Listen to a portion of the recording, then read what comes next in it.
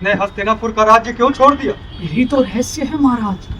अब मैं आपको कैसे समझाऊं कि पांडु जंगल में तपस्या करने नहीं गया, तो वो वहाँ योग से पुत्र प्राप्त करने गया। ये तो वो यहाँ हस्तिनापुर में भी कर सकता था।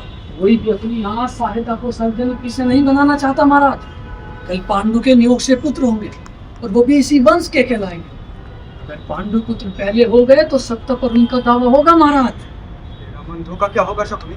वही तो मैं भी सोच रहा हूँ महाराज। अगर पांडु पुत्र सत्ता पर आ गए तो आपको और मेरी बहन को उनके अन्न पर आश्रित होना पड़ेगा।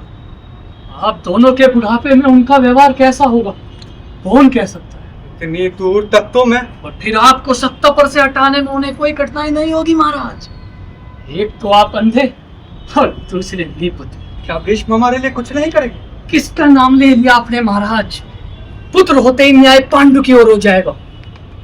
दासी से उत्पन्न पुत्र को आप कभी राजा नहीं बना। शकुनी, बात बुरी लग गई ना महाराज, लेकिन इसके लिए मैं आपको दोष नहीं देता। उस दासी से आपको वो सब मिला जिसकी आशा आप मेरी बहन से करते थे। लेकिन सच तो यह है महाराज, दासी से उत्पन्न पुत्र को आप कभी राजा नहीं बना। लेकिन मैं कर भी क्या सकता हूँ शकुनी? मेरे और गांधारी के बीच जो व्यवहार है, जो संबंध है, वो तुमसे छिपे हुए नहीं। मेरे प्रति उसका ठंडा व्यवहार, कटुता, जड़ता, घृणा, सच कहूँ तो मुझे डर लगता है उसके पास जाने में। आप उसके पति है या नहीं? लेकिन उसके शरीर पर आपका अधिकार है या नहीं? शकुनी, अरे मेरे प्रश्न का उत्तर दीजिए महाराज। हाँ है। आपको करना होगा अपने अधिकार का प्रयोग। गांधारी की इच्छा के विरुद्ध उसने कभी मना किया है क्या? कभी उत्साह भी तो नहीं दिखाया। उत्साह के अभाव का विरोध तो नहीं होता महाराज। पुत्र पाकर शायद गांधारी भी। तो क्या अपनी ही पत्नी पर बलात्कार करूं? इसमें यह भावना का नहीं है महाराज, इसमें है सत्ता का, अधिकार का, आप दोनों की वृद्धावस्था का।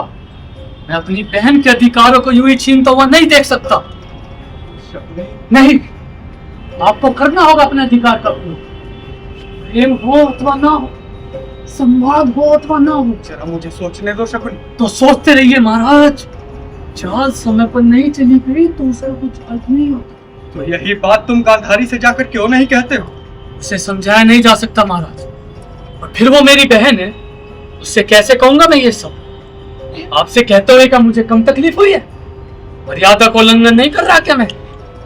लेकिन प्रश्न है अस्तित्व का। लेकिन अपनी ही पत्नी पर आप अपनी भावी दुर्दशा की कल्पना क्यों नहीं करते महाराज?